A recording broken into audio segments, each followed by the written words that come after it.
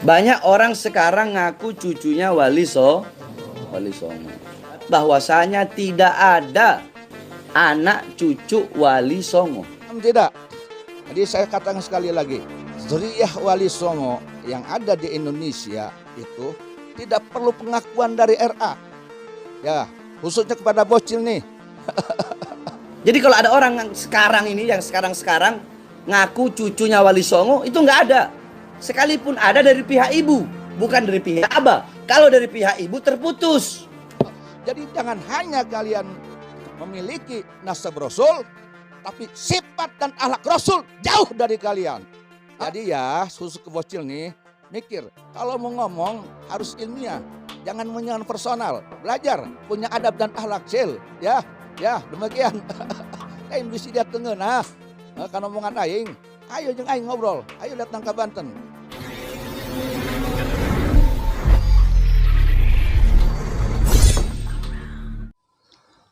Assalamualaikum warahmatullahi wabarakatuh. Saya harus membuktikan terkait adanya pernyataan oknum yang ngakunya nih Habib, ya, yang mengatakan bahwa zuriyah atau keturunan Wali Songo, wabil khusus zuriyah Wali Songo dari Syekh Syarif Hidayatullah Gunung Jati Cirebon pun mungkin dan bukan mungkin dianggap terputus, ya. Ini perlu saya jelaskan dan perlu saya buktikan bahwa saya membantah pernyataan tersebut siapapun dia yang mengatakan dengan sangat beraninya, yang mengatakan zuriyah atau keturunan Wali Songo terputus, yang ada katanya dari ibu. Ya, ini saya akan buktikan nggak jauh-jauh dari keluarga saya aja. Saya punya paman saya masih hidup nih, ada di Pandeglang, ya. Namanya Tubagus Encep Suparman bin Tubagus Bakri Atmadi Kusuma bin Tubagus Abdul Ghani bin Tubagus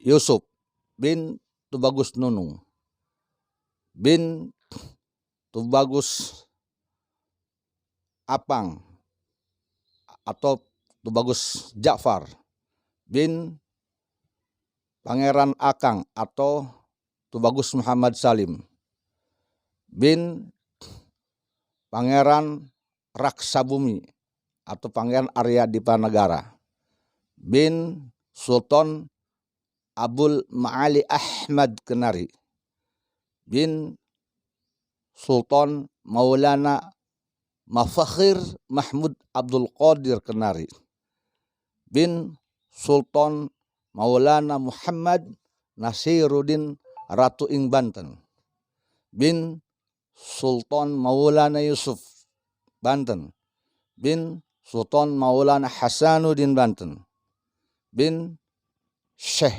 Syarif Hidayatullah Sunan Gunung Jati bin Syarif Abdullah Umdatuddin bin Said Ali Nurul Alamsian.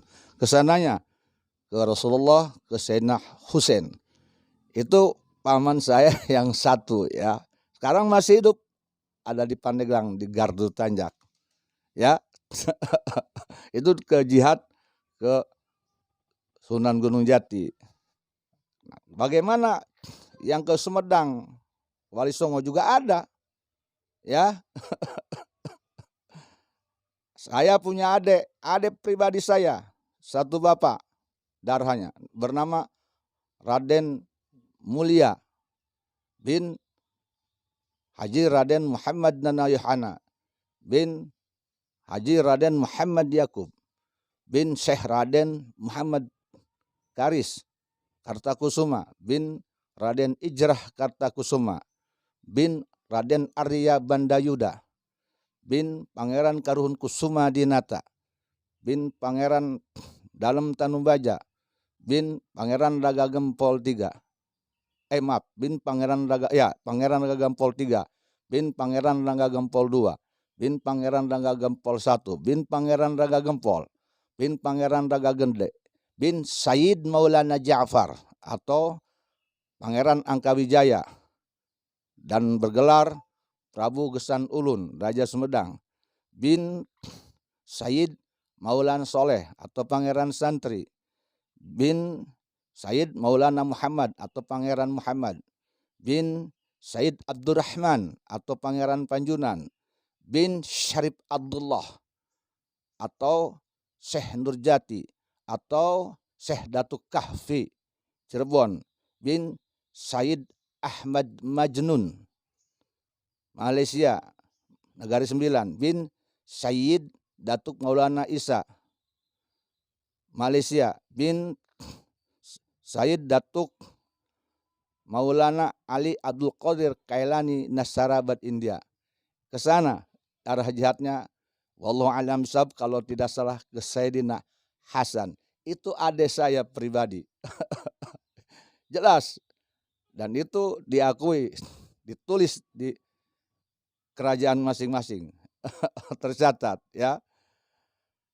Cuman mungkin mereka, saya tahu pasti oknum-oknum yang aku paling mulia, paling hebat, paling dzurriyyat Rasulullah, harus tercatat, pasti ngomongnya harus didaftarkan di Robitoh Alawiyah. Pasti itu. Kalau tidak didaftarkan di Robitoh Alawiyah, tidak sah. Nah ini pertanyaannya, lembaga seperti apa Robitoh Alawiyah yang dimana ketika ada Robitoh di Indonesia tidak sah, harus ke dia. Itu dasarnya apa?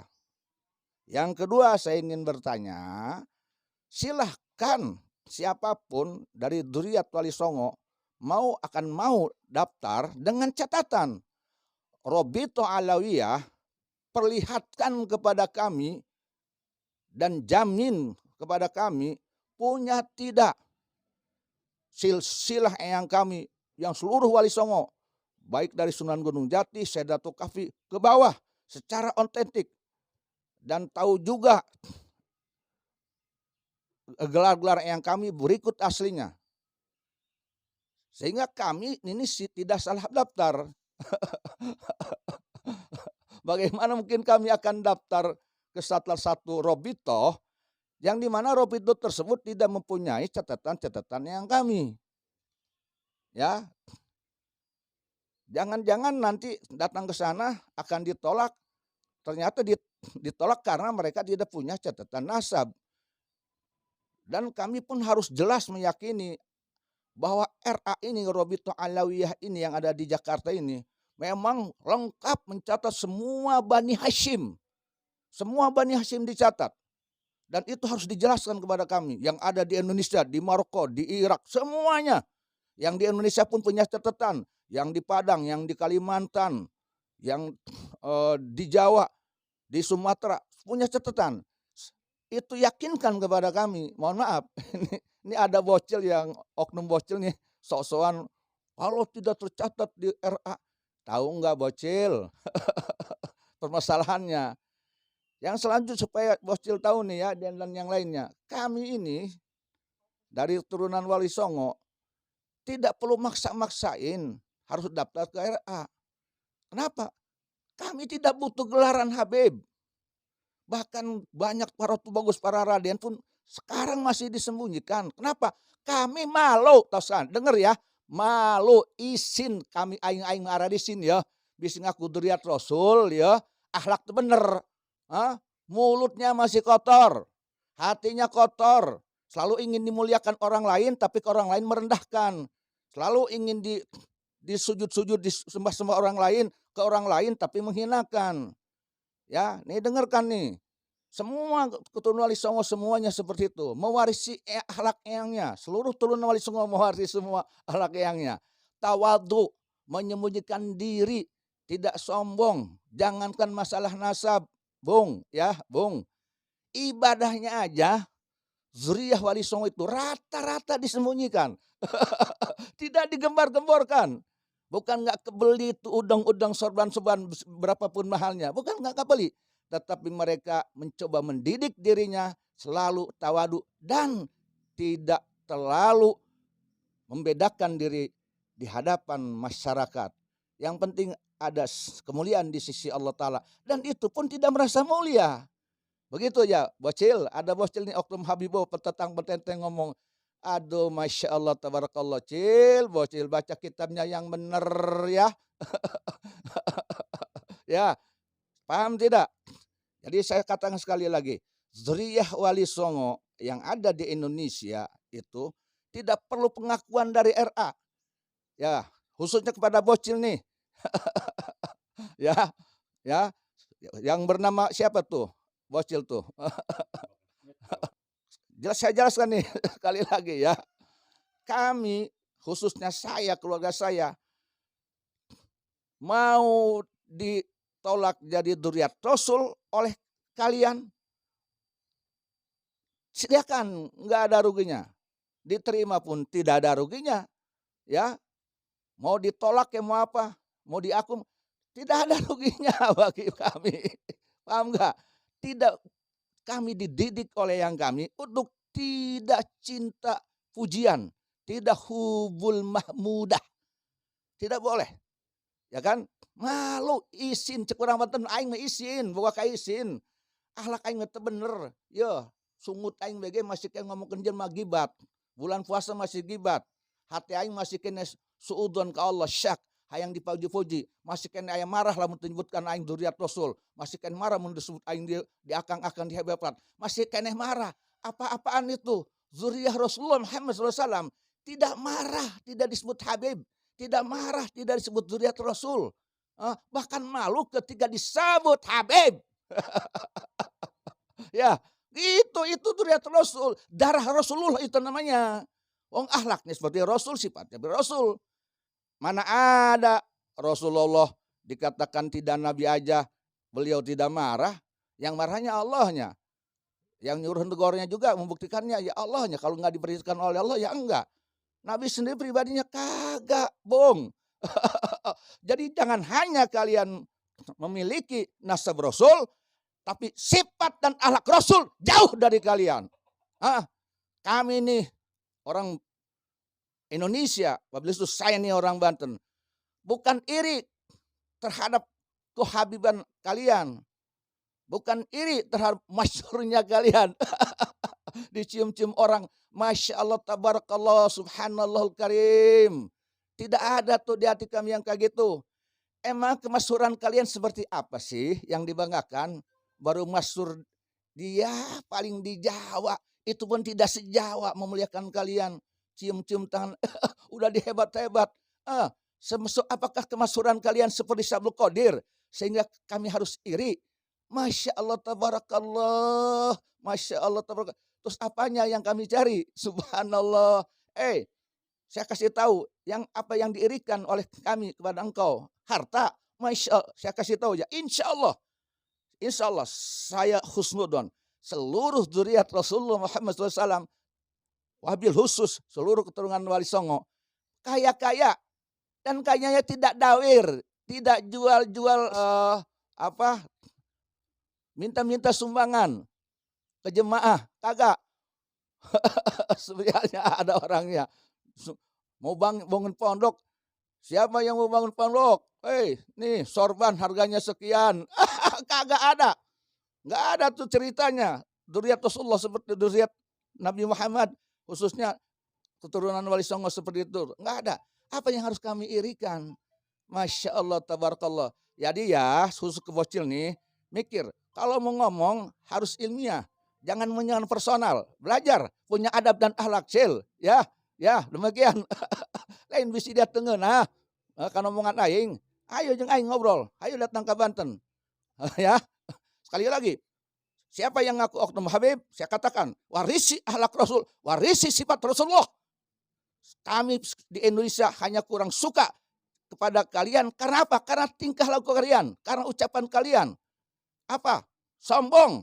Selalu menghina orang yang dipandang oleh kalian kecil. Mencaci maki ketika manggung, ketika ceramah. Itu yang kami tidak suka.